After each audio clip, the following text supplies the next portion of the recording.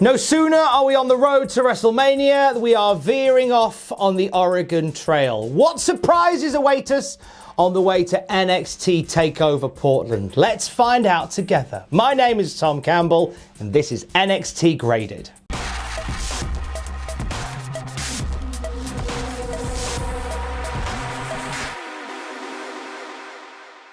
We open with Finn Balor in action against NXT UK's Trent Seven. This came about after Finn Balor attacked Trent Seven in the parking lot just the other day, trying to collapse his vocal cords by pushing him into the door of the car. So this starts off pretty hot and heavy. We've got some exclusive footage to show you now of exactly how Finn Balor versus Trent Seven went down. Watch closely. Trent got battered. Like completely battered. He rallied a little bit near the end, but this was Finn Balor just getting a shoe-in in on one half of Mustache Mountain that ended with the shotgun drop kick, the coup de grace, and the 1916. Boom, 1, 2, 3, and Finn Balor is dominant in victory over NXT UK. This was a B+. I don't normally grade squashes that highly, but this felt special. There was something about this. It was leading off from something that happened the other day, so there was a little bit of reason for it to happen. Trent Seven's been making great headway, and he was a massive part of Worlds Collide, but Finn Balor he's had this beautiful mean streak that is both subtle and lurid at the same time. And I'm here for it. B+ from me. Up next, it's Shotzi Blackheart versus Deonna Purrazzo. Actually, can we just give an A+ to Shotzi's tank? That's the coolest entrance around. I'm hoping that we have a wrestling game that features that sooner rather than later. This was a showcase for Shotzi Blackheart after she got attacked backstage by Purrazzo using the now infamous stranglehold feud transition maneuver. This was, whilst it was a good showing for Purrazzo, it was Shotzi Blackheart's night, winning with a big senton off the top rope. This was a C+. It very much felt like this was the end of their feud.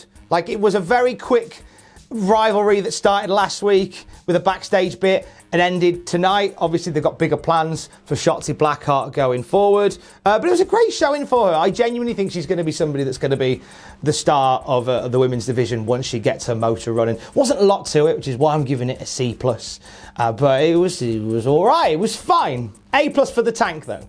A+ for the tank. Out comes the dulcet tones of the beast, almost slaying Keith Lee, basking in the glory of the North American champion. Full Sail just make him feel like a star, and Keith Lee's dulcet tones just ring out across Full Sail. Might be a fan of Keith Lee. Don't know whether you've picked that up by now. He's interrupted by Damian Priest, and he's interrupted by Dominik Dijakovic, who calls Damian Priest a bootleg Marilyn Manson.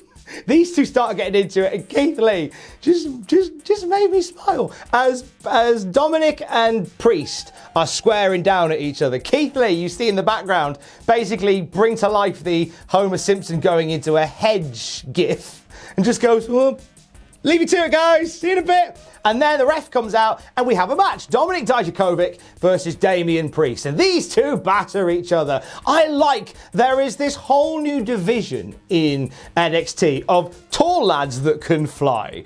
And these two are very much in that top tier as well. Like this weird sort of land of the giants that have been given the powers of lucha. Like they touch the basketball like they did in Space Jam. That's a very 90s reference, but I'm hoping that you get it.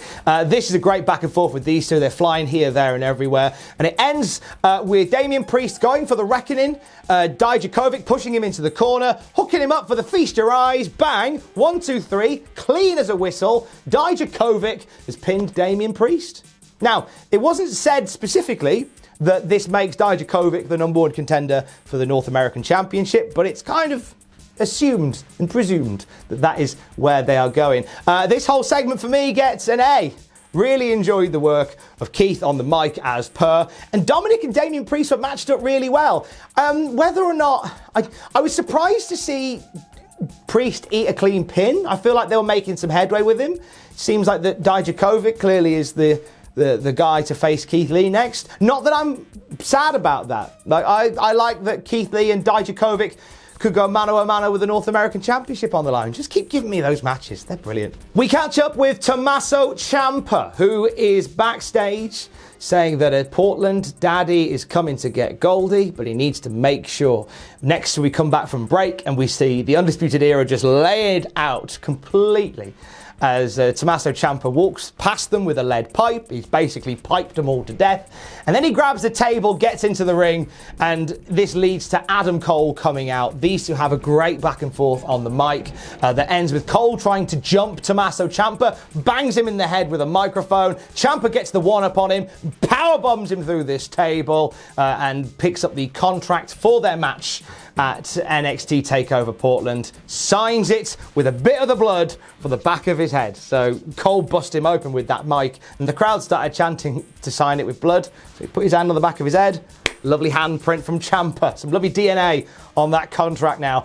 This was an A. This was the intensity that I want to see from Tommaso Ciampa. This was the intensity that put Tommaso Ciampa over the top in 2018. And I was worried that through War Games and Survivor Series and Keith Lee's that we'd lost a little bit of the magic of Tommaso Ciampa. This very much brings it back and refocuses Tommaso Ciampa. And I'm ready for Ciampa and Cole in Portland. And that's the point of the whole segment, surely. Surely it is. Giving it an A.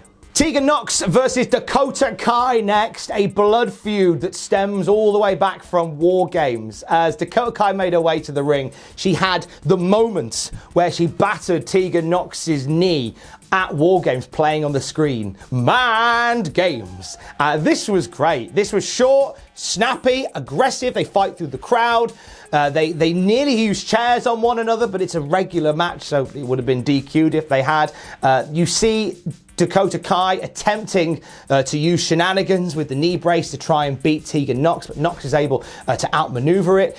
We see Kai once again going for some cheap shenanigans. This brings out Candice LeRae, who stops that from going down. And then we see Tegan Nox with the knee brace. Smashes it into the face of Dakota Kai, smashes her face with the shiniest wizard. 1, 2, 3, and Tegan Nox defeats Dakota Kai. This was an A. It wasn't a long match. It was aggressive. It was intense.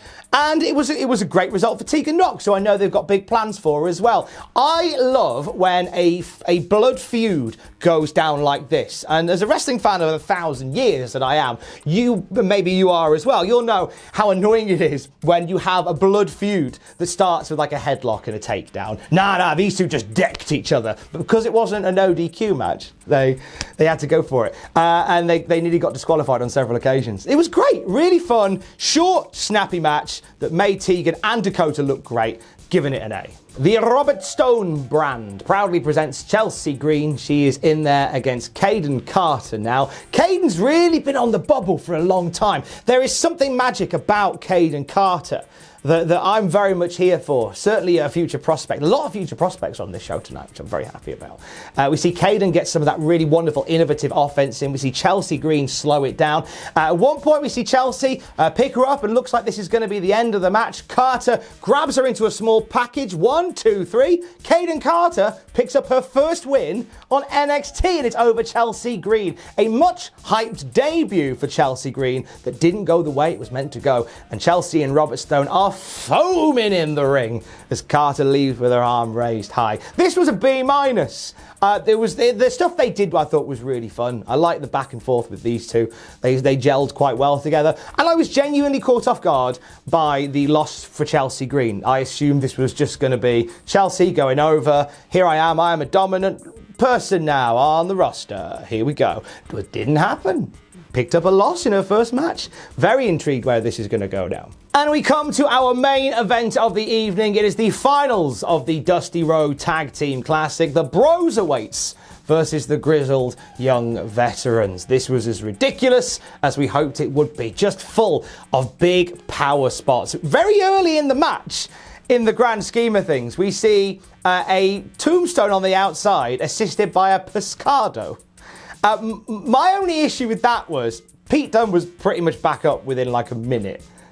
Back in the 80s, that'd finish you off for a year. But it was full of big moves like that, big combo things. Big shout for the Grizzled Young Veterans hitting a doomsday device outside of the ring. Big old combo 450 by the Broserweights as well. Oh, mwah, just everywhere. Tag team Techers was beautiful. It was a super GTS that put away the Grizzled Young Veterans in the end for the clean win for the Broserweights and the Dusty Rhodes Tag Team Classic. Winners of the whole thing, Matt Riddle and Pete Dunne. This was an A, nice easy A. The only thing I think stopped it from being an A+ was the sheer amount of big moves.